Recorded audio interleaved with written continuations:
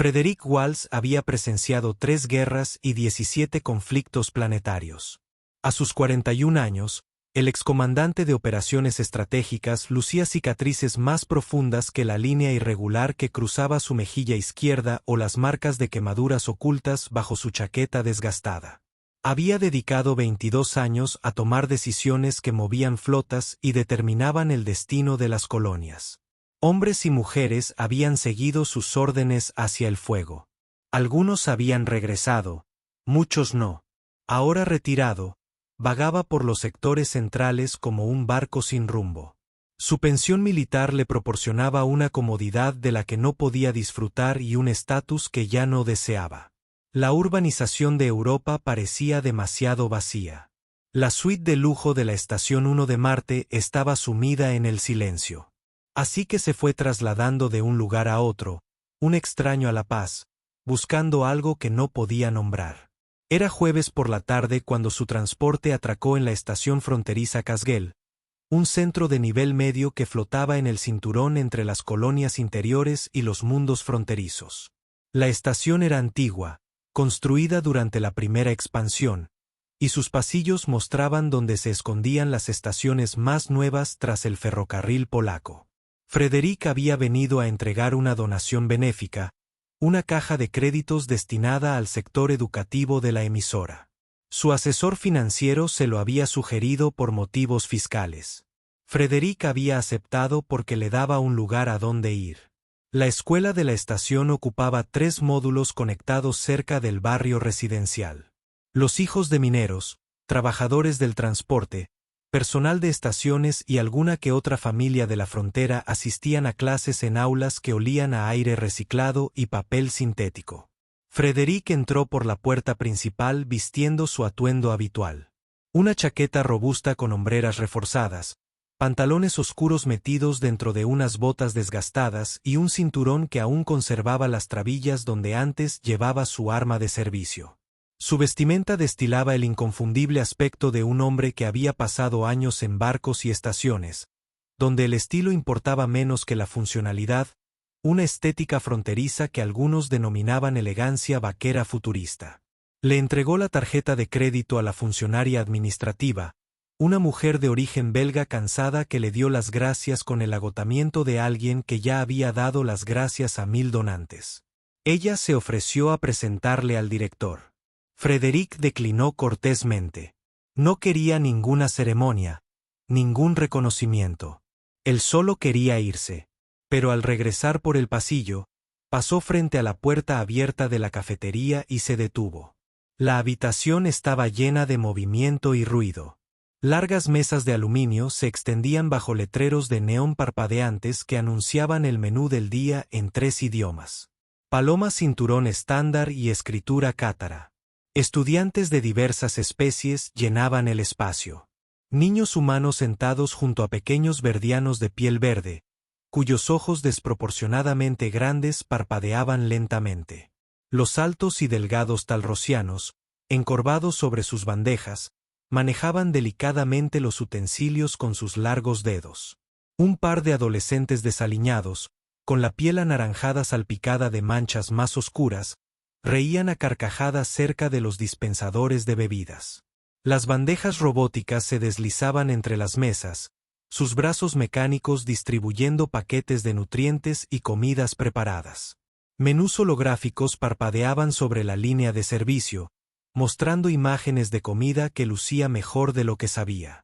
Pero la atención de Frederick se centró en una esquina de la habitación. Una pequeña figura estaba sentada sola al final de una mesa, lejos de los demás niños. Era una niña pequeña, quizás de 8 o 9 años según los estándares humanos, aunque Frederick no estaba seguro de la edad de Sivan. Su piel era de un suave y luminoso color lavanda, tersa y ligeramente translúcida bajo la luz artificial. Su cabello, de un azul índigo intenso, caía en ondas sueltas más allá de sus hombros. Sus ojos, grandes y oscuros con destellos plateados, miraban fijamente la mesa que tenía delante. Vestía una sencilla túnica gris, uniforme estándar para los niños de la estación, y sujetaba una pequeña lonchera con ambas manos. La caja era de plástico azul descolorido, rayada y desgastada, claramente usada durante años. Lo que llamó la atención de Frederick no fue la lonchera en sí, sino la forma en que ella la sostenía. La sujetó con fuerza como si contuviera algo precioso, pero no hizo ningún ademán por abrirla. A su alrededor, otros niños comían y charlaban, pero ella permanecía sentada en silencio, con una postura pequeña y derrotada. Frederick sintió algo removerse en su pecho, una sensación que no había experimentado en años. Quizás curiosidad o preocupación. No estaba seguro de cuál. Entró en la cafetería.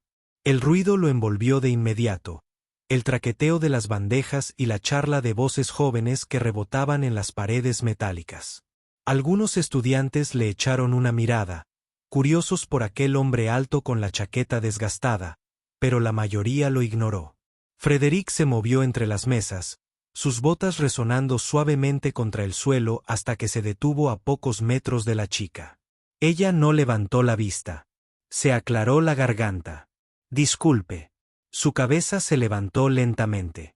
Sus grandes ojos se encontraron con los de él, y por un instante Frederick sintió todo el peso de su tristeza. No era la tristeza de un niño que se ha raspado la rodilla o ha perdido un juguete. Era más profunda, más antigua, la clase de tristeza que proviene del hambre y la decepción repetidas demasiadas veces. Entonces, inesperadamente, sonrió. «Bienvenido, señor», dijo en un inglés estándar claro y sin acento. Su voz era suave, pero formal, como si recitara frases que se había aprendido de memoria. «¿Desea una mesa?» Frederick parpadeó. «¿Una mesa?» Señaló con un gesto el banco vacío que tenía enfrente. «Sí, tengo sitio. El plato del día son fideos proteicos con vitamina P.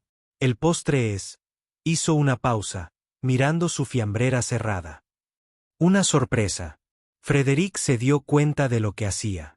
Estaba jugando, fingiendo, creando un restaurante de la nada porque era mejor que quedarse solo con una fiambrera vacía. Algo se quebró en su interior. Se sentó despacio, con las rodillas casi tocando el borde de la mesa baja para niños. «Si tienes sitio», dijo en voz baja. «Lo agradecería». Su sonrisa se iluminó aún más, y por un momento la tristeza en sus ojos se desvaneció. «Por supuesto, señor, usted es mi invitado más importante». Colocó la fiambrera sobre la mesa entre ellos. Sus pequeñas manos color lavanda descansaban sobre él, con los dedos temblando ligeramente. Cerró los ojos, respiró hondo y luego abrió el pestillo. La caja estaba vacía, casi vacía. En el interior, cuidadosamente doblado por la parte inferior, había un pequeño trozo de papel sintético. Los ojos de Frederick captaron la escritura antes de que la chica pudiera volver a cerrar la tapa. Las cartas eran pulcras y precisas, escritas en letra estándar con una pluma casi seca. Solo alcanzó a ver la primera línea antes de que ella cerrara la caja de golpe, pero fue suficiente. «Lamento que hoy no haya comida».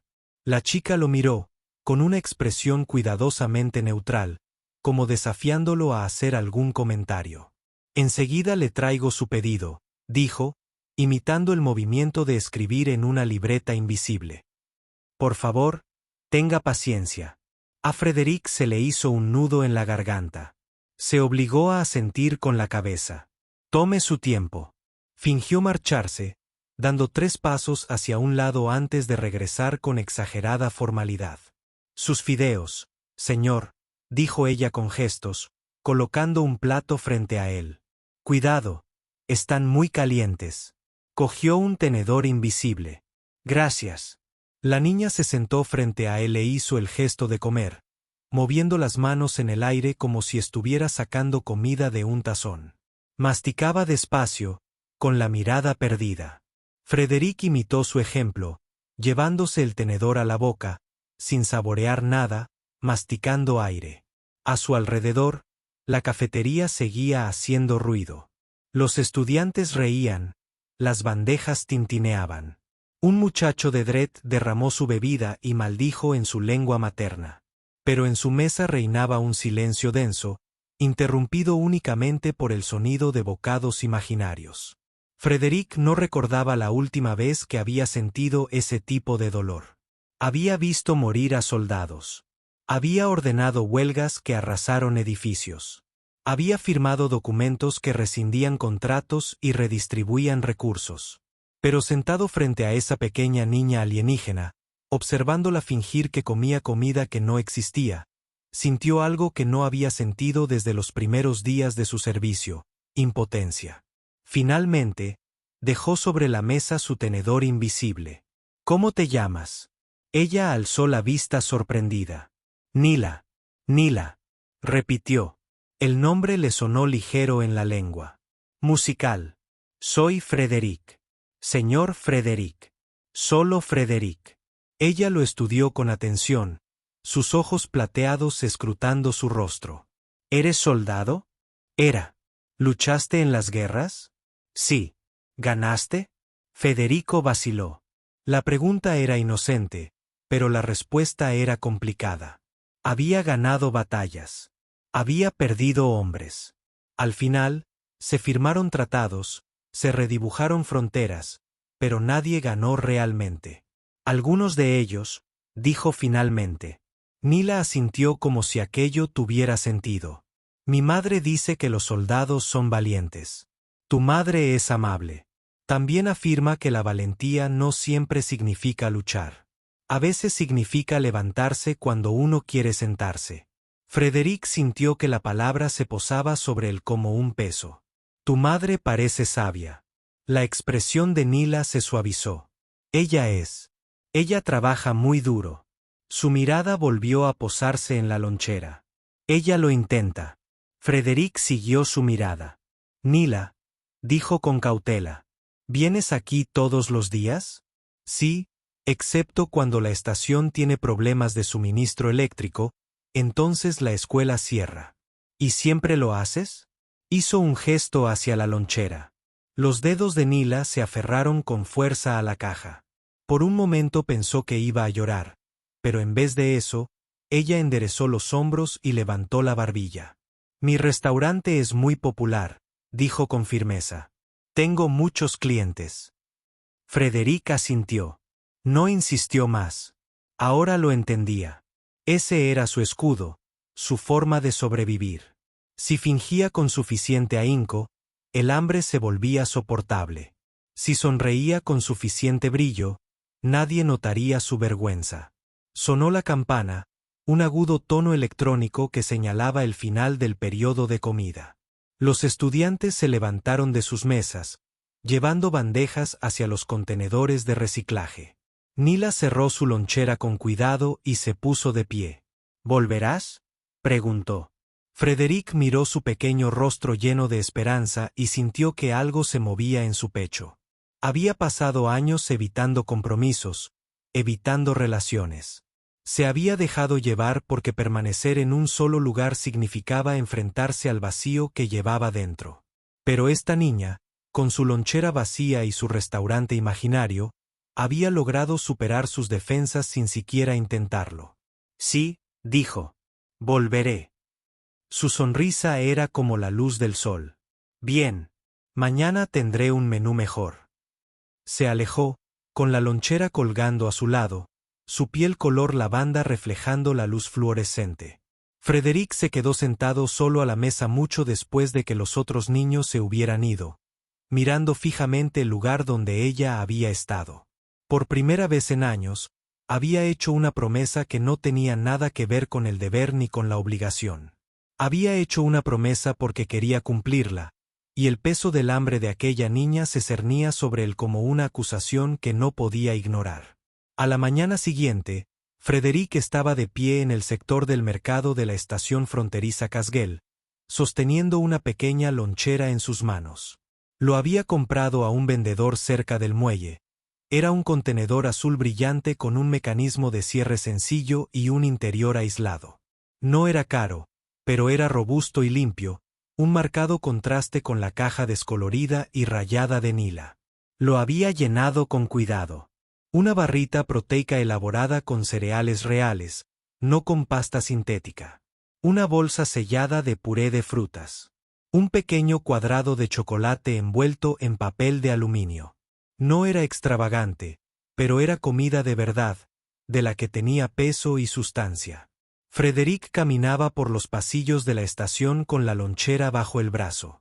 Sintiendo una extraña timidez, pasó junto a unos mineros que se dirigían a los muelles de transporte. Equipos de mantenimiento trabajando en un panel de ventilación averiado. Un comerciante verdiano discutiendo con un funcionario de aduanas.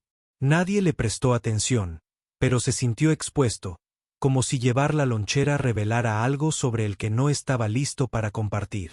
Al llegar a la escuela, el funcionario administrativo lo reconoció y le hizo pasar sin hacer preguntas. Se dirigió a la cafetería donde los estudiantes comenzaban a reunirse para el almuerzo. La habitación seguía igual que el día anterior. Las largas mesas de aluminio, los letreros de neón, las bandejas robóticas que se deslizan entre filas de niños hambrientos. Y allí, en el rincón más alejado, estaba sentada Nila. Llevaba la misma túnica gris. Su cabello índigo estaba recogido en una sencilla trenza. La lonchera azul descolorida estaba frente a ella, cerrada y esperando. Ella lo miró fijamente con la misma expresión de derrota que Frédéric había visto ayer. Sus pequeñas manos estaban entrelazadas en su regazo. Entonces ella alzó la vista y lo vio. Su rostro se transformó. La tristeza se desvaneció, reemplazada por una alegría tan pura que le dolió el pecho a Frédéric. Ella le hizo señas para que se acercara, moviendo rápidamente su mano color lavanda, con sus ojos brillantes de destellos plateados. Frédéric se acercó a su mesa y se sentó. Colocó la nueva lonchera entre ellos. Pensé, dijo con cuidado, que a tu restaurante le vendría bien algo de equipo nuevo. Nila miró la lonchera boquiabierta. Extendió la mano lentamente, rozando con los dedos la superficie azul lisa. Esto es para mí, si lo quieres. Abrió el cierre con manos temblorosas. Al ver la comida dentro, se le cortó la respiración. Tocó la barra de proteínas como si fuera a desaparecer. Levantó la bolsita de fruta y la sostuvo a contraluz. Entonces vio el chocolate y se le llenaron los ojos de lágrimas. Esto es real, susurró. Sí, para mí, para ti. Lo miró, con el rostro lleno de incredulidad y gratitud. ¿Pero por qué? Frédéric no tenía una respuesta que tuviera sentido para una niña.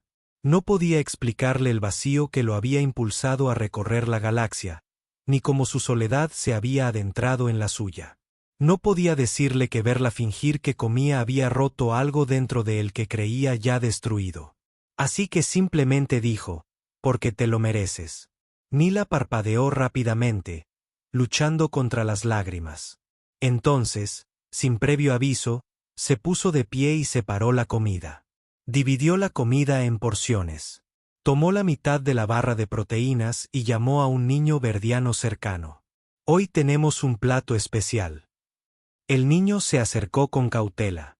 Nila le ofreció un trozo de la barra con solemne formalidad. Cortesía del chef. Los ojos del niño, desproporcionadamente grandes, se abrieron de par en par. Tomó la comida y sonrió. La noticia corrió como la pólvora. Otros niños se acercaron, atraídos por la curiosidad. Nila repartió trozos de fruta, pequeños bocados de chocolate y porciones de proteínas. Repartió más de la mitad antes de probar ella misma. Frédéric observaba en silencio, atónito. Él le había traído la comida, y sin embargo ella la compartía generosamente, transformando un regalo en un festín. No la estaba acaparando. No la estaba escondiendo. Estaba convirtiendo su buena fortuna en algo comunitario, algo alegre. Cuando los demás niños volvieron a sus asientos, Na se sentó frente a Frédéric y tomó un pequeño bocado de chocolate. Cerró los ojos, saboreando el gusto, y sonrió. Esta es la mejor comida que he servido en mi vida, dijo. Frédéric tenía un nudo en la garganta para responder. Simplemente asintió. Nila se inclinó hacia adelante, bajando la voz a un susurro. Mi madre dice que no debo aceptar cosas de extraños. Tu madre tiene razón. Pero no te sientes como una extraña, dijo Frederick con un nudo en la garganta. ¿A qué se dedica tu madre, Nila? La expresión de la niña cambió, un destello de tristeza cruzó su rostro. Ella solía trabajar en el astillero. Ella ayudó a construir buques de transporte. Era muy buena soldando. El capataz dijo que tenía las manos más firmes del sector. ¿Solía hacerlo? Nila asintió. Hace 3 meses, la empresa dijo que no necesitaba tantos trabajadores. Dejaron ir a mucha gente. Mi madre era una de ellas. Miró hacia abajo, a la nueva lonchera. Ella intenta encontrar otro trabajo, pero no hay muchos empleos en la estación. Ahora limpia los cuartos por la noche. No paga tanto. Frederick sintió que el suelo se movía bajo sus pies. ¿Recuerdas qué empresa era? Trident Aerospace. Oh, las palabras le impactaron como un martillo. Trident Aerospace. Él conocía esa empresa. Lo sabía porque había formado parte del consejo de administración durante 4 años antes de su jubilación. Había asistido a reuniones en salas de conferencias asépticas donde los gráficos mostraban márgenes de beneficio e informes de eficiencia. Había escuchado al director financiero explicar que era necesario reducir los costos laborales. Había leído la propuesta de reestructuración, la que contemplaba despidos en el astillero Frontier Station Casgel. Él había votado a favor. El recuerdo regresó con una claridad brutal. Fue una votación sencilla, unánime entre los miembros de la Junta. El astillero no estaba rindiendo lo esperado. Los trabajadores eran caros. La automatización podría reemplazar a la mayoría de ellos. La decisión tenía sentido desde el punto de vista financiero. Se había planteado como algo necesario, inevitable. Nunca había preguntado por los trabajadores. Nunca se había preguntado qué les había sucedido después de la votación. No eran más que números en una hoja de cálculo, partidas en un presupuesto, no personas con nombres, familias e hijos. Frederick sintió que se le revolvía el estómago. Miró a Nila, su piel color lavanda y sus ojos llenos de esperanza, y comprendió con una certeza enfermiza que él era el responsable. La decisión que había tomado en una sala de juntas a años luz de distancia había trascendido fronteras y robado la comida de la lonchera de este niño. Quería irse, quería alejarse, fingir que nunca había hecho la conexión, dejar que la culpa se disolviera en el anonimato de la distancia.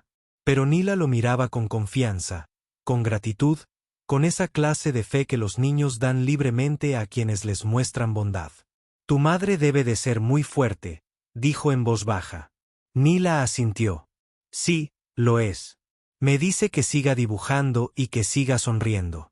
Dice que siempre habrá un mañana. Metió la mano en su pequeño bolso y sacó un trozo de papel doblado. Lo desdobló con cuidado y se lo entregó a Frederick. Era un dibujo realizado con rotuladores de colores brillantes. 3 figuras estaban sentadas juntas a una mesa comiendo. Una mujer con el pelo largo de color índigo, una niña pequeña con la piel color lavanda y un hombre humano alto con una chaqueta oscura. Esta soy yo con mamá, explicó Nila, señalando las 2 primeras figuras. Luego le dio una palmada al hombre de la chaqueta. Y ese eres tú. Viniste a cenar. Frederick se quedó mirando el dibujo. Los versos eran sencillos, infantiles, pero el significado era claro. Ella lo había atraído a su familia. Ella le había ofrecido un asiento en su mesa, un lugar en su mundo. Sintió que algo se resquebrajaba en su interior, algo que había mantenido encerrado y enterrado durante años. Había dedicado 2 décadas a construir muros entre él y las personas afectadas por sus decisiones. Los números y las proyecciones lo habían aislado de los nombres y los rostros. Pero aquí, en el dibujo de un niño, no se veía a sí mismo como un ejecutivo distante o un comandante desapegado, sino como parte de la familia. ¿Quieres que me quede con esto?, preguntó con cautela. Sí, dijo Nila con firmeza. Porque si te lo quedas, entonces tienes que volver. De lo contrario, no será cierto. Frederick dobló el papel con cuidado y lo deslizó en el bolsillo de su chaqueta, presionándolo contra su pecho. Entonces volveré. La campana volvió a sonar. Nila guardó su nueva lonchera, apretándola con fuerza como si fuera un tesoro. Se puso de pie y se giró hacia él antes de marcharse. No lo olvides, dijo con seriedad. No haré. Sonrió una vez más y se alejó, uniéndose al flujo de estudiantes que regresaban a clase. Frederick permaneció sentado a la mesa mucho después de que ella se hubiera marchado, con el dibujo apretado contra su corazón y el peso de su culpa oprimiéndole el alma. Había llegado a la estación pensando que podría entregar una donación e irse sin sufrir ninguna consecuencia. Pero Nila lo había visto. Ella lo había invitado a su restaurante imaginario. Ella le había confiado su hambre y su esperanza.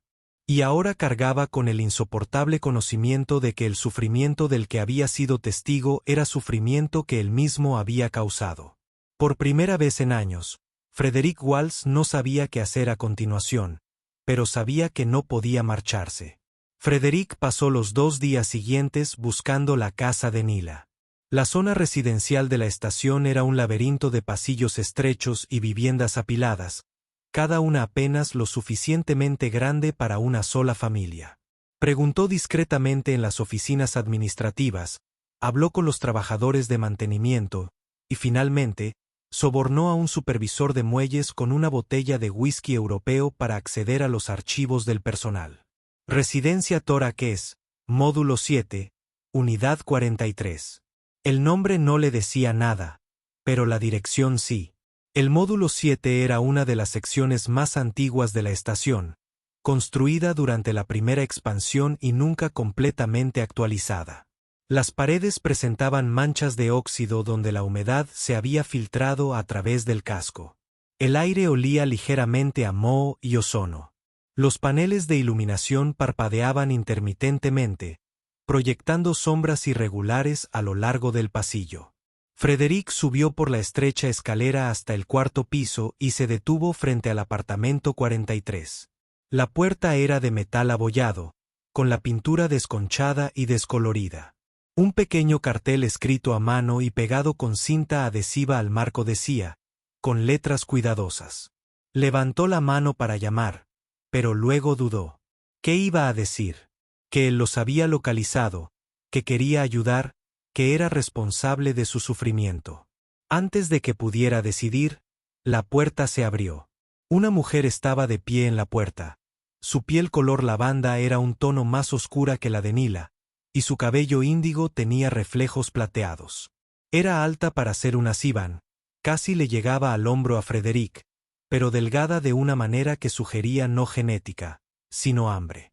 Sus ojos, del mismo negro con destellos plateados que los de sus hijas, lo escrutaron con una cansada sospecha. ¿Puedo ayudarle?, preguntó. Su voz era tranquila pero firme, transmitiendo esa fuerza que proviene de mantener todo unido cuando estaba a punto de desmoronarse. Frederick se aclaró la garganta. Mi nombre es Frederick Walsh. Soy amigo de Nila. La expresión de la mujer no se suavizó. Nila tiene muchos amigos en la escuela. La conocí en la cafetería. Le traje una lonchera. Un fugaz atisbo de reconocimiento cruzó el rostro de la mujer. Usted es el señor Frederick. Solo Frederick. Lo estudió durante un largo rato, luego se hizo a un lado. Adelante. El apartamento era más pequeño de lo que Frederick había esperado. Una sola habitación servía de dormitorio, cocina y sala de estar. Una cama estrecha estaba apoyada contra una pared, con la manta cuidadosamente doblada. Una pequeña cocina estaba sobre una encimera junto a un fregadero agrietado. La iluminación provenía de un único panel superior, cuyo brillo era tenue e irregular. Sobre la mesa había una pila de tabletas de datos, cada una de las cuales mostraba avisos de vencimiento en letras rojas. Alquiler, servicios públicos, facturas médicas. Nila estaba sentada en el suelo cerca de la cama, dibujando en un trozo de papel con un rotulador gastado. Ella alzó la vista cuando Frederick entró y se puso de pie de un salto. «Señor Frederick», exclamó, corriendo a abrazarle la pierna. Frederick le puso una mano suavemente en la cabeza. «Hola, Nila». Toure observó la interacción con atención, su expresión indescifrable. «Siéntate», dijo finalmente, señalando la mesa. Frederick se sentó en una de las dos sillas, con las manos cruzadas delante de él. Toure permaneció de pie, con los brazos cruzados. «Le trajiste comida a mi hija», dijo. No era una pregunta. «Sí, ¿por qué?» «Porque tenía hambre». «Muchos niños pasan hambre». «¿Por qué ella?» Federico vaciló. Podía decirle la verdad, pero la verdad era complicada y condenatoria. Podía mentir, pero las mentiras le parecían inapropiadas en ese pequeño espacio de honestidad, así que optó por algo intermedio. «Porque me invitó a sentarme a su mesa y porque ningún niño debería tener que fingir que come». La expresión de Toure se suavizó ligeramente. Ella se sentó frente a él. «Agradezco su amabilidad, señor Walsh, pero necesito conocer sus intenciones. Mi hija es vulnerable. No permitiré que nadie se aproveche de ella. Mi única intención es ayudar». «¿Ración? ¿Cómo?» Frederick eligió sus palabras con cuidado. «Nila me dijo que antes trabajabas en el astillero». Toure apretó la mandíbula. «Sí. Dijo que te despidieron hace 3 meses». «Sí, lo siento». Toure soltó una risa corta y amarga. «Lo siento no paga el alquiler, señor Walsh. Lo siento, pero eso no mantiene las luces encendidas. Pero agradezco el gesto. Quiero hacer más que pedir disculpas». «¿Por qué?» Su voz se agudizó. «No me conoces. Usted no conoce a mi hija. ¿Por qué te importaría?» «Porque yo soy la razón por la que te despidieron», pensó Frederick. «Porque yo firmé la orden que puso fin a tu trabajo. Porque el hambre de tu hija es culpa mía». Pero no podía decir eso. Aún no. Entonces dijo: «Porque he pasado mi vida tomando decisiones que afectaron a personas que nunca conocí. Y por una vez, quiero ver las caras de las personas a las que ayudo». Toure lo estudió, sus ojos plateados buscando algún engaño. Finalmente, asintió. «No quiero caridad. Quiero trabajar». «Entiendo. Soy un soldador cualificado. Puedo trabajar en cualquier cosa, desde el revestimiento de cascos hasta circuitos delicados. Yo era el mejor de mi división. El capataz me lo dijo él mismo». «¿Por qué te dejaron ir?» Su expresión se ensombreció. «Porque decían que los costos eran demasiado altos. Porque decían que la automatización era más eficiente porque éramos caros y podían reemplazarnos con máquinas». Se inclinó hacia adelante, con voz baja y feroz. No les importó que hubiera trabajado para ellos durante 8 años. No les importó que mi madre hubiera trabajado para ellos antes que yo. Leyeron nombres de una lista y el mío era uno de ellos. Y así, de repente, todo lo que había construido desapareció. Frederick sintió las palabras como golpes. Ya había escuchado esta historia antes, pero nunca de alguien que la hubiera vivido. En las salas de juntas, los despidos eran un tema abstracto. Eran líneas en los gráficos, reducciones en los gastos generales, mejoras en las ganancias trimestrales. Pero allí, sentado frente a la Torá, vio el costo humano, la seguridad destrozada, la pérdida de dignidad, la lenta erosión de la esperanza. «¿Qué has estado haciendo desde entonces?», preguntó en voz baja. «Limpiando habitaciones por la noche, remendando la ropa de los vecinos, aceptando cualquier trabajo que pueda encontrar. No es suficiente, pero es algo». Miró a Nila, que volvía a acercarse a la cama. «Lo más difícil es ver a mi hija cargar con pesos que nunca debería conocer. Ella finge no verme llorar por las noches. Ella finge que todo está bien, pero los niños lo saben. Siempre lo saben». A Frederick le dolió el pecho. Miró la pila de avisos de pago vencidos sobre la mesa, el lavabo agrietado y la luz parpadeante, la fina manta sobre la estrecha cama.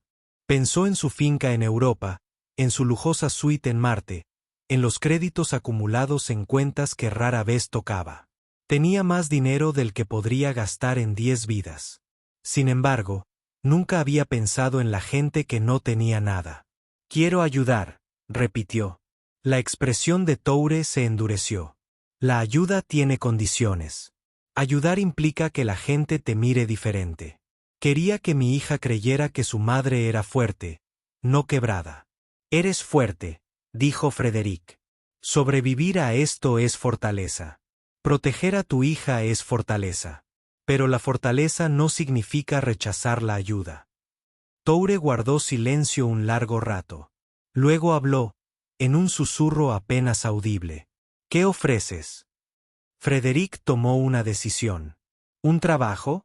Un trabajo de verdad, no caridad. Tengo contactos en el astillero. Puedo conseguir que te readmitan. Sus ojos se abrieron de par en par. ¿Puedes hacer eso? Sí. ¿Por qué iba a hacerlo? ¿La empresa te escucha? Porque yo estaba en la junta directiva, pensó Frederick. Porque voté por tu despido. Porque te debo más de lo que jamás sabrás. Pero él dijo, porque conozco gente que toma decisiones, y porque les haré entender que dejarte ir fue un error. Toure lo miró fijamente, con una expresión que mezclaba esperanza e incredulidad. Si puedes hacer esto, si puedes devolverme mi trabajo, lo haré, dijo Frederick. Pero necesito que confíes en mí. Ella asintió lentamente. No sé por qué, señor Walls, pero te creo. Frederick sintió el peso de su confianza sobre él como un manto. Había hecho muchas promesas en su vida, la mayoría a superiores y subordinados en el ejército. Pero esta promesa, hecha en un apartamento pequeño en una estación olvidada, se sentía más pesada que todas las demás juntas. Nila corrió hacia él, aferrada a un dibujo nuevo. Mire, señor Frederick. Le mostró un dibujo de un gran edificio con muchas ventanas. 3 figuras estaban afuera, una mujer, una niña y un hombre. Esto es, nuestro nuevo hogar, explicó ella. ¿Ves? Estamos todos juntos. Frederick miró el dibujo y sintió que su determinación se fortalecía. Había pasado años huyendo de las consecuencias de sus decisiones. Pero Nila lo había atraído a su mundo, a su familia, a su esperanza en el futuro, y ya no podía fingir que su sufrimiento no era su responsabilidad. Sí, dijo en voz baja. Estamos todos juntos. Las oficinas de Trident Aerospace ocupaban una elegante torre en la estación Marte 1, lejos de los pasillos oxidados de la estación fronteriza Casgel. Frederick no había regresado a la torre en más de un año, desde su jubilación. Pero el sistema de seguridad aún reconocía su firma biométrica, y el ascensor lo llevó al piso ejecutivo sin problemas. La sala de juntas era exactamente como la recordaba.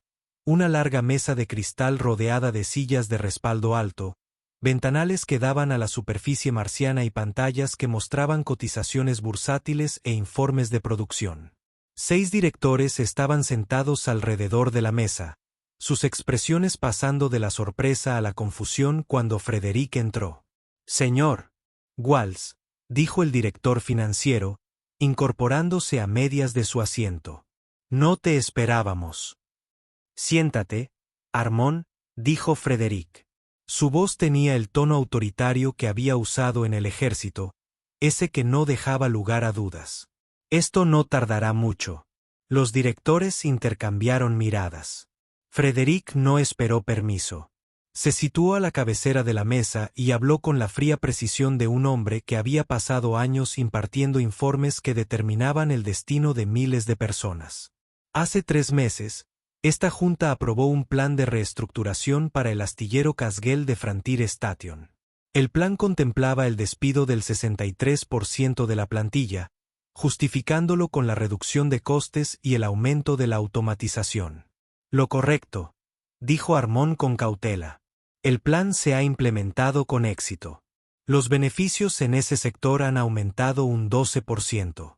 Las ganancias han aumentado, repitió Frederick. ¿Y cuántas familias perdieron sus ingresos? Armón frunció el ceño. No le veo la relevancia. Responde a la pregunta.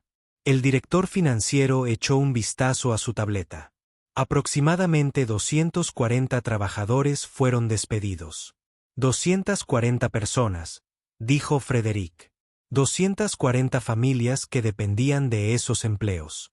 240 personas que habían dedicado años de servicio a esta empresa solo para ser descartadas porque una máquina podía soldar más rápido. Señor Walls, interrumpió otro director. Esto no es nada personal. Fue una decisión empresarial. ¿Es algo personal?, espetó Frederick. Es algo personal para cada trabajador que perdió su empleo. Es un problema personal para cada familia que lucha por pagar el alquiler. Nos afecta personalmente a cada niño que pasa hambre porque decidimos que la eficiencia importaba más que las personas. La habitación quedó en silencio. Los directores lo miraron con una mezcla de confusión e incomodidad. Frederick continuó, con voz firme. Yo formaba parte del consejo cuando se tomó esa decisión. Voté a favor, y he pasado la última semana viendo las consecuencias de primera mano. He conocido a las personas a las que despedimos. He visto la pobreza que creamos, y estoy aquí para decirles que nos equivocamos. Equivocado. El tono de Armón era de incredulidad. Los números no mienten. La reestructuración fue un éxito. ¿Éxito según qué criterio?, exigió Frederick. Beneficios, precios de las acciones. ¿Y qué hay de la medición del costo humano? ¿Qué hay de la dignidad, la seguridad y la decencia básica de tratar a las personas como algo más que simples partidas en un presupuesto? Señor Walls. Una mujer que estaba cerca del extremo de la mesa dijo con cautela, ya no formas parte de la junta.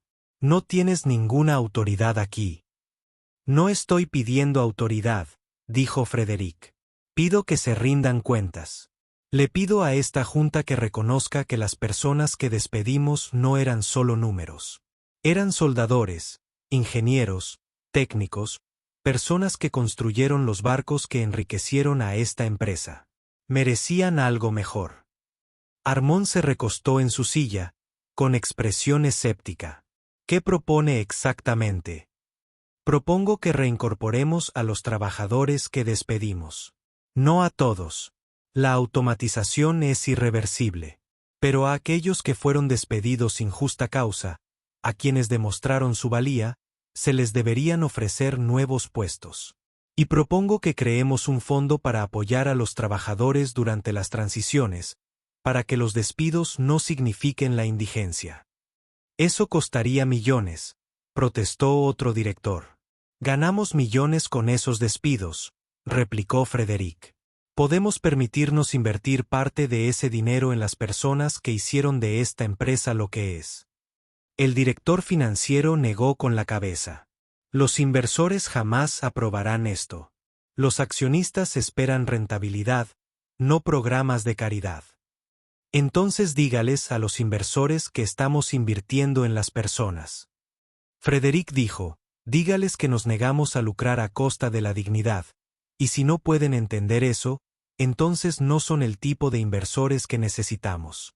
Las palabras resonaron en el aire, pesadas e inflexibles. Frederick vio duda en los ojos del director, pero también algo más, incomodidad. Había nombrado aquello que todos sabían, pero se negaban a decir. Se habían escudado tras la eficiencia y los márgenes de beneficio. Pero la verdad era simple. Habían priorizado el dinero sobre las personas, y lo sabían. Se lo pondré fácil, dijo Frederick. Estoy dispuesto a financiar personalmente el programa de reincorporación. Yo cubriré los gastos de recontratación, recapacitación y reincorporación de los trabajadores a sus puestos. Todo lo que necesito de esta junta es su aprobación para seguir adelante. Armón lo miró fijamente. ¿Gastarías tu propio dinero en esto? Sí. ¿Por qué? Porque se lo debo, pensó Frederick. Porque una niña me acogió en su familia y no puedo abandonarla. Porque he pasado demasiado tiempo fingiendo que los números eran lo único que importaba. Pero simplemente dijo, porque es lo correcto. La Junta debatió durante otra hora. Expresaron su preocupación por el precedente, por las reacciones de los accionistas, por el mensaje que enviaría a otras divisiones. Pero Frederick no vaciló. Había visto la lonchera vacía de Nila. Había visto la cautelosa esperanza de Tara. Había visto los avisos de pago vencidos sobre su mesa. No podía borrar esas imágenes de su mente. Al final, la Junta accedió, no porque creyeran en su visión, sino porque los había acorralado. Él financiaría el programa y ellos lo aprobarían para evitar el escándalo de rechazarlo. No era la victoria que Frederick esperaba, pero era un comienzo. Cuando Frederick regresó a la estación Frantir Casgel 3 días después. Más tarde, fue directamente al apartamento de Toure. Ella abrió la puerta con la misma expresión cansada, pero esta vez se suavizó al verlo. «Señor Walsh, tengo noticias», dijo. «Has recuperado tu trabajo». Los ojos de Toure se abrieron de par en par. «¿Qué? El astillero te reincorpora. Mismo puesto, mismo sueldo, con la indemnización correspondiente al mes que estuviste despedida». Lo miró incrédula. «¿Cómo lo supiste?» «Hablé con la junta directiva. Estuvieron de acuerdo en que despedirte fue un error». Tara se dejó caer en la silla más cercana, con las manos temblando. «No entiendo. ¿Por qué te escucharían?» «Porque yo era uno de ellos», pensó Frederick. «Porque ayudé a tomar la decisión que destruyó tu vida. Porque intento expiar algo que jamás podré reparar del todo». Pero él dijo, «porque los convencí de que merecías algo mejor». Nila entró corriendo en la habitación, aún aferrada a la lonchera azul. «Señor Frederick». Lo abrazó con fuerza y Frederick se arrodilló para mirarla a los ojos. «Tu madre va a volver al trabajo». El rostro de Nila se iluminó. «¿De verdad? ¿De verdad?» Se volvió hacia su madre, con los ojos plateados brillando. «Mamá, podemos quedarnos». La expresión de Toure se desvaneció. Se cubrió el rostro con las manos, con los hombros temblando. Frederick se dio cuenta de que lloraba, pero no de tristeza, sino de alivio, porque el peso insoportable de la supervivencia por fin se disipaba, aunque solo fuera un poco. Nila abrazó a su madre, y Toure la estrechó contra sí, susurrándole palabras en Sivan que Frederick no comprendía, pero que sentía en el pecho. Tras un largo instante, Toure lo miró. «Me has devuelto la dignidad, señor Walsh. Le has dado un futuro a mi hija. No sé cómo agradecerte». Frederick negó con la cabeza. «No tienes que agradecerme. Te ganaste esto mucho antes de que yo entrara en tu vida». «Oh», pero la verdad, el secreto que aún cargaba como una piedra en el pecho, era más pesado que la gratitud. Él no le había dado nada. Simplemente devolvió lo que había cogido. Durante las semanas siguientes, Frederick permaneció en la estación. Se dijo a sí mismo que era para asegurar que la transición de Toure se desarrollara sin problemas, para garantizar que el astillero cumpliera su compromiso. Pero la verdad era más sencilla. Se quedó porque Nila lo había atraído a su familia y no tenía ningún otro lugar donde quisiera estar. Visitaba a menudo la cafetería de la escuela, no como donante o benefactor, sino como alguien que simplemente quería estar presente. Nila lo saludaba siempre con la misma sonrisa radiante, con su nueva lonchera colgando a su lado. Ya no fingía servir comida imaginaria. Compartió comidas de verdad con sus compañeros de clase, repartiendo sándwiches y fruta con la misma alegre formalidad que había empleado para nada. Una tarde ella le trajo otro dibujo. Esta vez mostraba una gran cafetería llena de niños de muchas especies, todos sentados juntos comiendo. En el centro de la mesa se encontraban sentadas 3 figuras: una mujer, una niña y un hombre. «Ahora todos pueden comer», dijo con orgullo.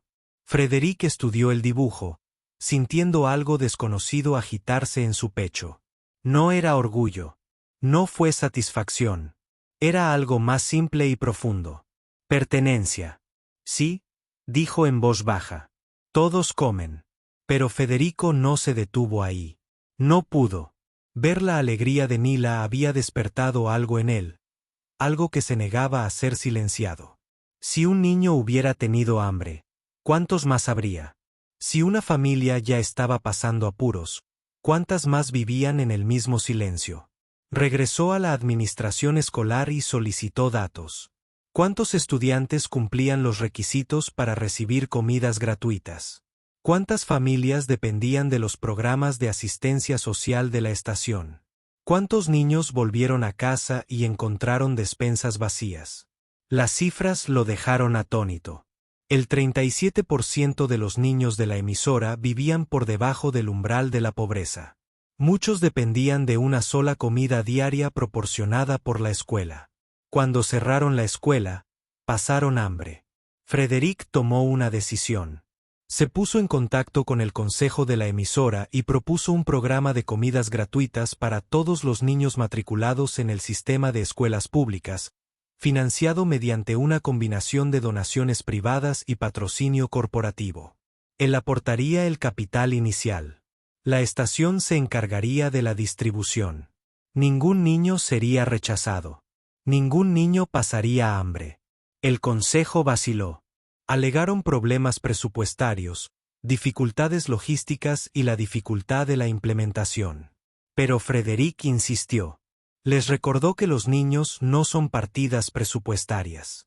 Ellos eran el futuro de la estación, el futuro de la frontera.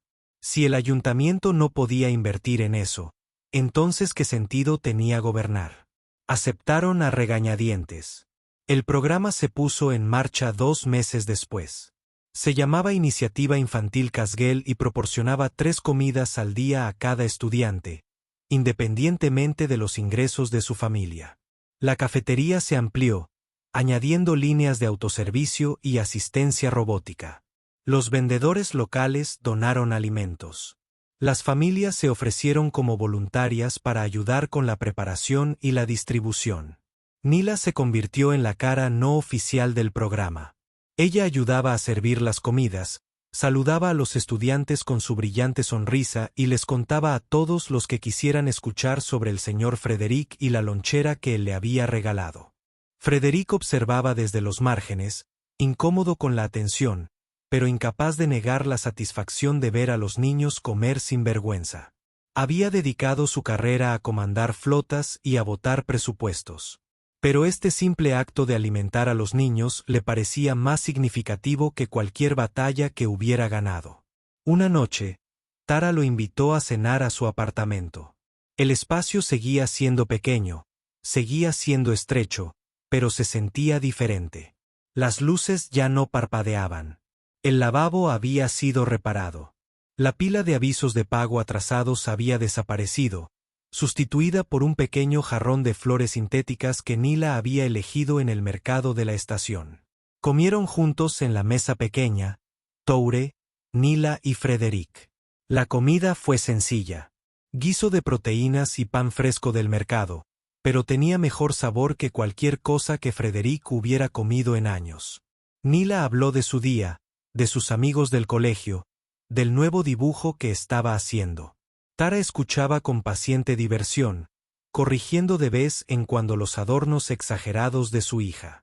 Frédéric permaneció sentado en silencio, disfrutando de la calidez de su presencia, del ritmo cotidiano de una comida familiar. En un momento dado, Nila le entregó una nota doblada. Lo abrió y leyó las palabras escritas con esmero con rotulador. Gracias por venir. Ahora formas parte de nuestra familia. Su vista se nubló. Parpadeó rápidamente, tragando saliva a pesar del nudo en la garganta. Torá se dio cuenta. Extendió la mano por encima de la mesa y la colocó sobre la de él. No tienes por qué reprimirlo, dijo en voz baja. Frédéric asintió, incapaz de hablar. Durante mucho tiempo había creído que la fuerza significaba control, que la emoción era debilidad. Pero aquí, en este pequeño apartamento con esta pequeña familia, se dio cuenta de que la fuerza no consistía en guardárselo todo. Consistía en dejar que las personas adecuadas te vieran. Miró a Nila, sus ojos brillantes y su sonrisa llena de esperanza, y sintió que el peso de su culpa comenzaba a desvanecerse. No podía cambiar el pasado. No podía borrar la decisión que había tomado en una sala de juntas lejana. Pero él podía elegir lo que vendría después. Podía optar por quedarse.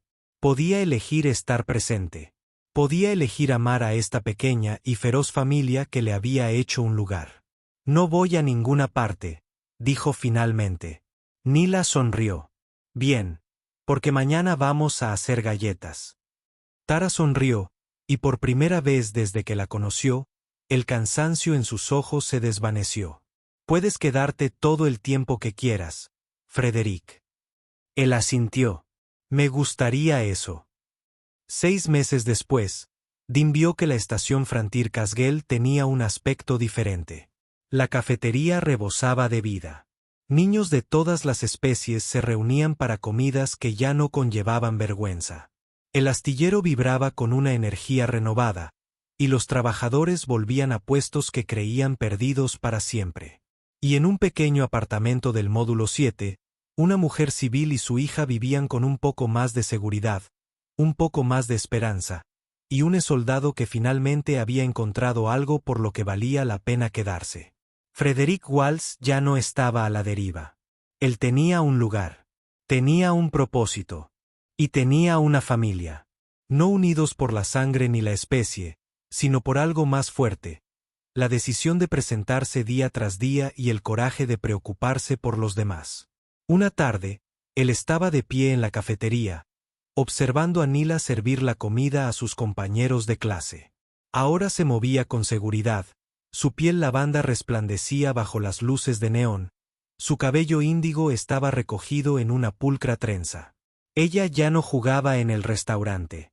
Ella lo vivió, distribuyendo comida con la misma alegría con la que una vez había ocultado el hambre. Toara estaba de pie junto a él, con los brazos cruzados y una expresión dulce. Le cambiaste la vida, dijo en voz baja. Frederick negó con la cabeza. Ella cambió la mía.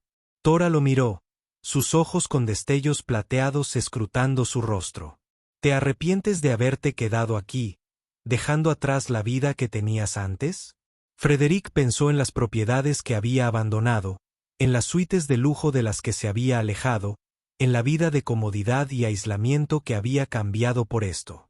Pensó en la lonchera vacía y en la nota que había dentro. Pensó en los dibujos de Nila y en la feroz fuerza de Toure.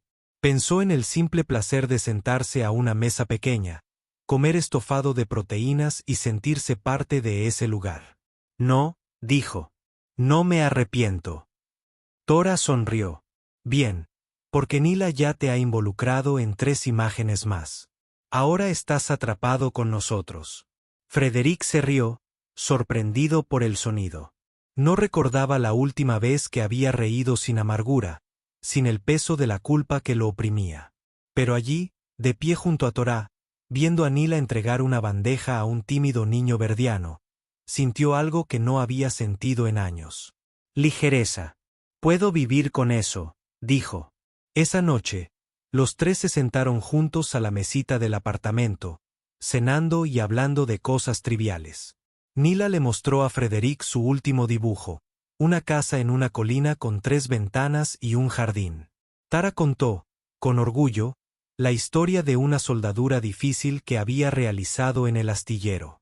Frederick escuchó, absorbiendo sus voces, su presencia, el silencioso milagro de pertenecer.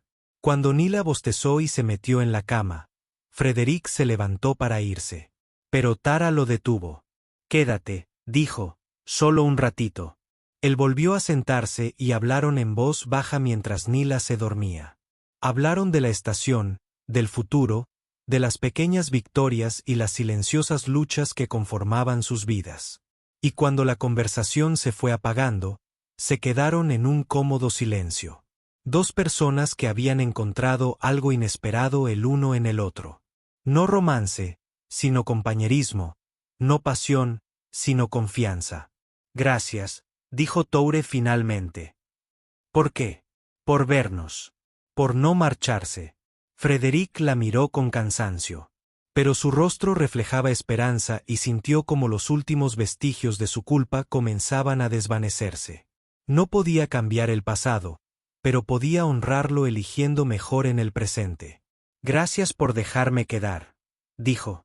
Tora sonrió. «Ahora eres de la familia, Frederick». «La familia se queda», asintió con la garganta seca. Cuando por fin salió del apartamento y recorrió los pasillos de la estación, lo invadió una paz que no sentía desde su juventud. El universo seguía siendo vasto e indiferente. La frontera seguía siendo peligrosa e implacable. Pero en un pequeño rincón, en una estación construida durante la primera expansión, una familia le había hecho un hueco, y eso bastaba.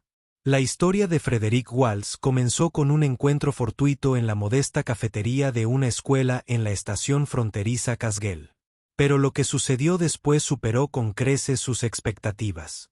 Frederick, un antiguo soldado conocido por su fría eficiencia y su dominio de la estrategia, jamás imaginó que una vieja lonchera, llevada por una pequeña alienígena hambrienta llamada Nila, derribaría los muros que había construido a su alrededor. La nota que contenía, escrita por su madre exhausta, Toure, disculpándose por no tener comida, lo conmovió más que cualquier herida de guerra. Aquel momento fue más que emotivo. Fue transformador.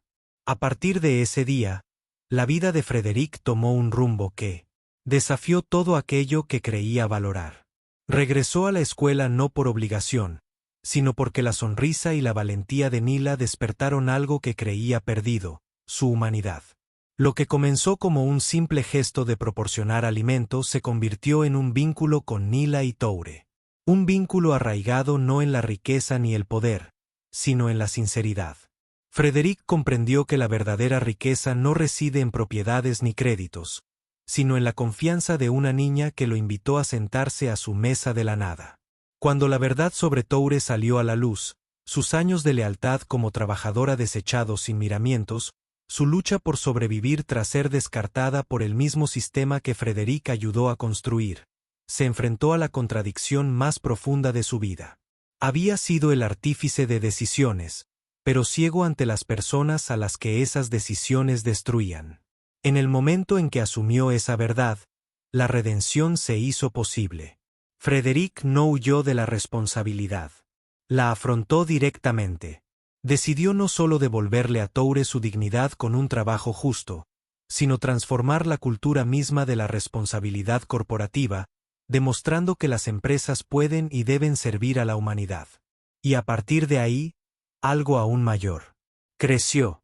Un programa que proporcionaba comidas a niños que de otro modo pasarían hambre. Una comunidad fortalecida no por la caridad, sino por el reconocimiento de que la dignidad comienza con lo básico: comida, trabajo y esperanza. Nila, la niña con la lonchera vacía, se convirtió en la chispa de un movimiento que se extendió mucho más allá de su patio escolar. Frederick, quien alguna vez midió el éxito solo en victorias estratégicas y ganancias financieras, descubrió un legado mucho más valioso. Vidas cambiaron para mejor porque finalmente vio los rostros detrás de los números. ¿Qué nos deja esta historia? Una lección que va más allá del sentimentalismo. La vida siempre nos presentará números, plazos y responsabilidades. Pero detrás de cada número hay una persona, una historia, un latido. Es fácil mirar hacia otro lado para justificar las decisiones en nombre de la eficiencia o la necesidad. Pero la verdad es que la verdadera fortaleza proviene de enfrentar las consecuencias de nuestras decisiones y atrevernos a hacerlo mejor. La historia de Frederick no se trata de un soldado que salva a una niña. Se trata de un hombre que aprende que el poder sin compasión está vacío y que el acto de bondad más pequeño puede generar un efecto dominó que cambie el mundo. Para nosotros, en nuestra vida cotidiana, la lección es clara. Quizás no todos dirigimos grandes empresas ni ocupamos puestos directivos, pero cada uno de nosotros tiene el poder de ver lo invisible, de percibir las dificultades de quienes nos rodean y de actuar. Ya sea ofreciendo una comida, escuchando con atención o defendiendo la justicia cuando otros dan la espalda, estas decisiones construyen un legado de cuidado y conexión. La compasión no es debilidad. Es la fortaleza más perdurable que podemos aportar al mundo.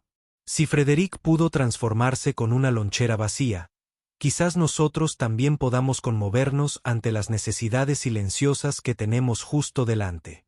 Tal vez hoy haya alguien en nuestras vidas que necesite que lo notemos, que actuemos, que nos preocupemos.